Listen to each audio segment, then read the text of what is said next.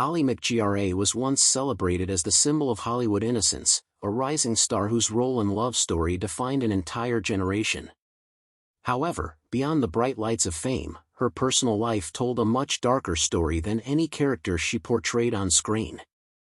At the height of her success, she became romantically involved with Steve McQueen, a man admired worldwide as the king of cool. What started as a romance that resembled a fairy tale gradually turned into a relationship marked by jealousy, control, and emotional pain.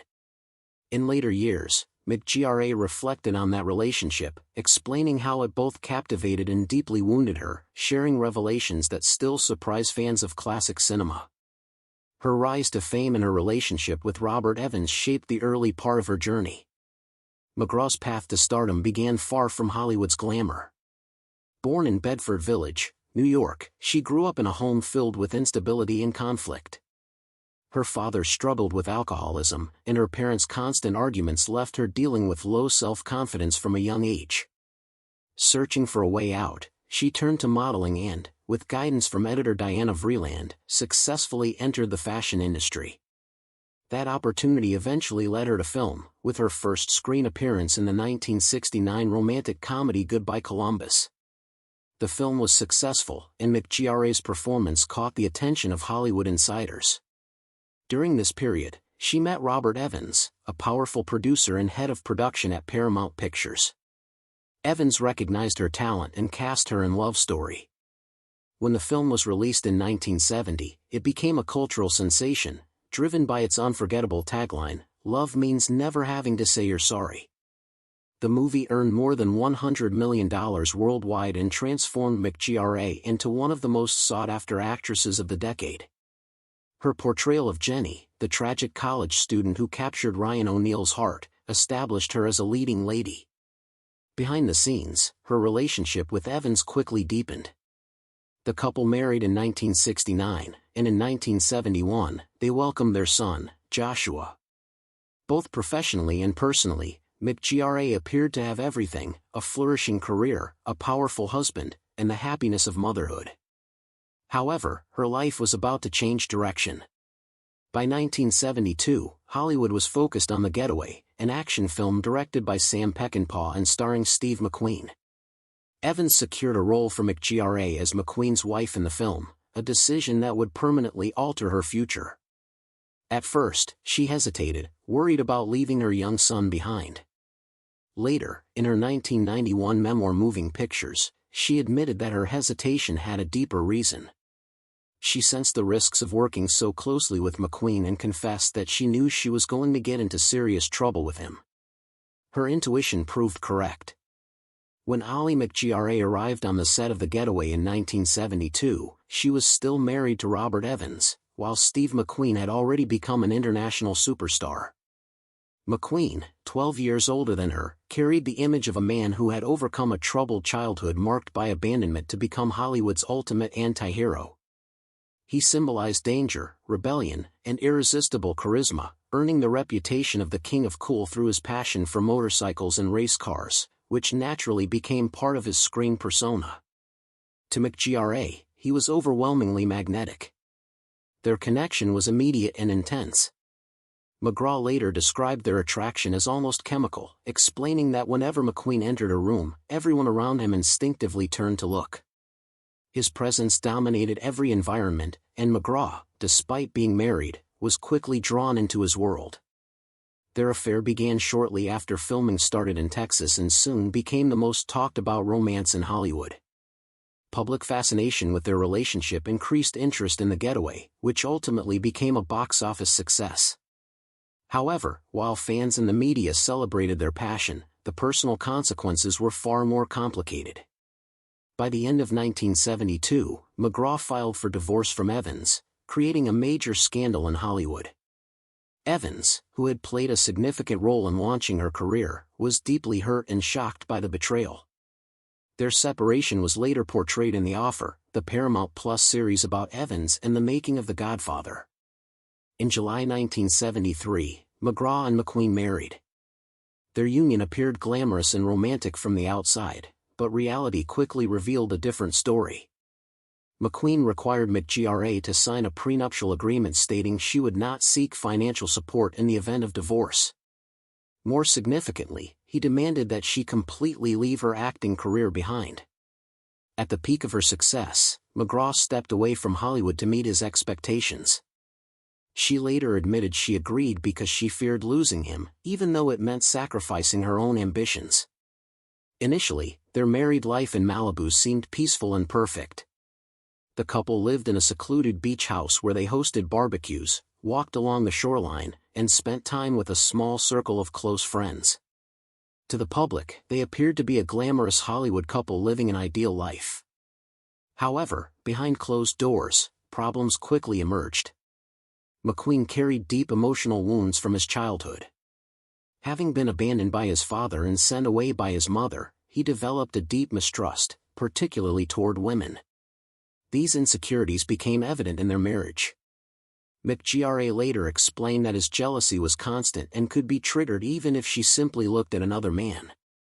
Ironically, McQueen openly flirted with other women and was rumored to have several affairs during their marriage. One of MacGraw's greatest sacrifices was abandoning her career entirely. McQueen, who was then the highest-paid actor in the world, told her he did not want a working wife. Reflecting years later, she explained that he was the biggest movie star in the world and did not want her to continue working. Out of love and fear of losing him, she left Hollywood behind. Instead of attending premieres or working on new film projects, she became a full-time homemaker, raising her son Josh from her previous marriage while focusing completely on McQueen's needs. In her memoir, she admitted she devoted herself entirely, describing how she took on the roles of cook, cleaner, and traditional housewife. Over time, the isolation began to affect her deeply. Although she loved McQueen, his controlling behavior made her feel increasingly trapped. His substance abuse further strained their relationship. He was known for heavy drinking and drug use, and she eventually developed her own struggles with alcoholism. What began as a passionate and exciting romance gradually turned into a relationship overshadowed by suspicion, anger, and silent resentment. By the middle of the 1970s, the fairy tale image of their marriage had completely collapsed. Their home, once a sanctuary, eventually became a place filled with tension and heavy silence. MacGraw later admitted that she lived in constant fear of being abandoned if she ever spoke honestly about her feelings. Instead of defending herself or expressing her needs, she remained silent and endured the emotional strain alone. By 1976, the pressure inside Ali MacGraw and Steve McQueen's marriage could no longer remain hidden. Publicly, McQueen continued to appear as Hollywood's unstoppable tough guy, the man who inspired millions through his iconic performances in Bullitt and The Great Escape. Privately, however, his life was unraveling. His addictions worsened, pulling him deeper into nights filled with drinking, drugs, and reckless behavior. He often returned home unpredictable, distant, or suspicious. For MacGraw, who had already sacrificed her independence to meet his expectations, the loneliness became overwhelming. Seeking escape from her emotional pain, she began drinking more heavily herself, but instead of relief, she found herself sinking deeper into despair. Rumors of McQueen's affairs circulated widely in Hollywood, and although she initially clung to denial, hoping the man she loved still existed beneath the chaos, the rumors eventually became impossible to ignore. The humiliation deeply affected her. Years later, she admitted that she also began seeking companionship outside the marriage, driven by her desperation for emotional comfort. What once had been a passionate relationship slowly turned into a cycle of betrayal and bitterness, with each new betrayal causing deeper emotional wounds. By 1977, MacGraw reached her breaking point. She told McQueen she wanted to return to acting, hoping to reclaim the career she had abandoned at the height of her success. Her decision was not only about work but also about reclaiming her identity after years of suppression. McQueen responded with cold finality. According to biographer Mark Elliott, he told her that if she pursued acting again, they would file for divorce. His response shattered any remaining illusions she had about their relationship and confirmed her long-standing fear that her feelings and choices had never truly mattered to him. Determined to rebuild her independence, MacGraw accepted a role in Convoy, directed by Sam Peckinpah. This decision effectively ended any chance of reconciliation. Although they briefly attempted to repair their relationship, the trust between them had already disappeared. In 1978, after 5 years marked by intense passion but equally strong control and jealousy, their divorce was finalized. Only 2 years later, tragedy struck. In 1980, Steve McQueen died at the age of 50 from pleural mesothelioma, a rare cancer linked to asbestos exposure. His death shocked the film industry and devastated those close to him. For MacGraw, the grief was deeply complicated. Despite the pain, betrayal, and emotional damage they had experienced together, she had loved him profoundly. Reflecting decades later, she expressed her regret by saying she wished they both could have grown old sober. Her words captured the heartbreaking realization of a life they might have shared but lost to addiction, pride, and McQueen's early death. After McQueen's death in November 1980, Ali MacGraw was only 41 years old. Though they were already divorced, she felt like a widow in many ways. His passing shook her emotionally. She had always feared abandonment, yet nothing prepared her for the permanence of death. Despite their painful separation, she acknowledged that she still loved him deeply, and his death left an emotional void that lingered for years. The grief intensified her growing reliance on alcohol. Professionally, she attempted to move forward, appearing in projects such as Convoy in 1978 and later joining the primetime series Dynasty in 1984 for a 14-episode storyline. However, the brilliance of her early career had faded. Hollywood had shifted its focus, and MacGraw often found herself typecast or overlooked. More importantly, she lacked the emotional strength to compete in an industry that had once celebrated her as its brightest rising star. By the early 1990s, her struggles reached a breaking point. Alcohol, which had once provided temporary comfort, had become a prison. Recognizing the destructive path she was on, MacGraw entered treatment at the Betty Ford Center. There, she began the difficult journey toward recovery, confronting not only her addiction but also the emotional scars left by her marriages, lost career opportunities, and years spent with McQueen. This marked a crucial turning point in her life and allowed her to begin rebuilding herself after decades of personal turmoil. In 1991, she released her memoir Moving Pictures, an honest and revealing autobiography. The book openly discussed her troubled childhood, complex relationships, and the heavy price of fame. It became a bestseller and resonated with readers who recognized elements of their own experiences with love, heartbreak, and addiction in her story. By 1994, she made a life-changing decision to leave Hollywood completely. She relocated to Santa Fe, New Mexico, choosing a quieter life focused on creativity, spirituality, and personal healing. There, she replaced film sets with peaceful routines that included painting, gardening, and spiritual practices. Far from the pressures of the entertainment industry, MacGraw finally began to find true emotional healing. In Santa Fe, she discovered the peace that had eluded her for much of her life. Away from public attention, she dedicated herself to sobriety, wellness, and a simpler way of living. She incorporated yoga and meditation into her daily routine, nurtured her garden, and surrounded herself with animals. After years of emotional chaos, she realized that genuine healing required stillness and solitude. She has now maintained sobriety for more than 3 decades, a milestone she once believed was impossible.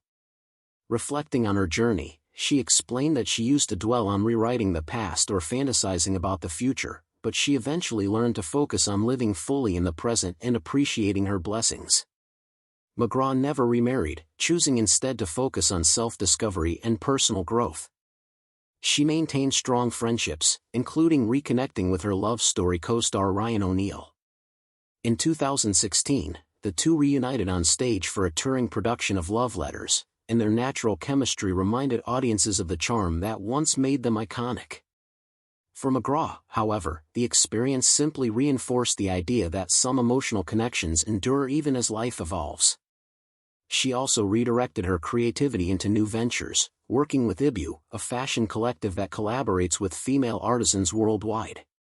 Through this partnership, she helped develop clothing collections that celebrate traditional craftsmanship while supporting and empowering women. For MacGraw, this work symbolized a new chapter, offering her the opportunity to define her life independently rather than sacrificing her identity for someone else's expectations. Even at 85, MacGraw continues to speak openly about her past. She has never denied the powerful attraction she felt towards Steve McQueen, describing their connection as chemical and acknowledging that she sensed trouble from the moment they met. At the same time, she refuses to romanticize their relationship. She has explained that their life together included both beautiful moments and deeply painful ones. She insists she does not see herself as a victim, acknowledging that while many times were wonderful, others were deeply distressing. Her honesty has given her story meaning beyond Hollywood fame. Ali MacGraw is no longer simply remembered as the young actress from Love Story. She is recognized as a survivor who endured fame, heartbreak, addiction, and loss, ultimately emerging strong enough to tell her own story truthfully. Her memories of Steve McQueen remain a mixture of love and pain, serving as a reminder that even the most glamorous romances can hide intense personal struggles. What do you think of her courage in sharing these truths after so many years?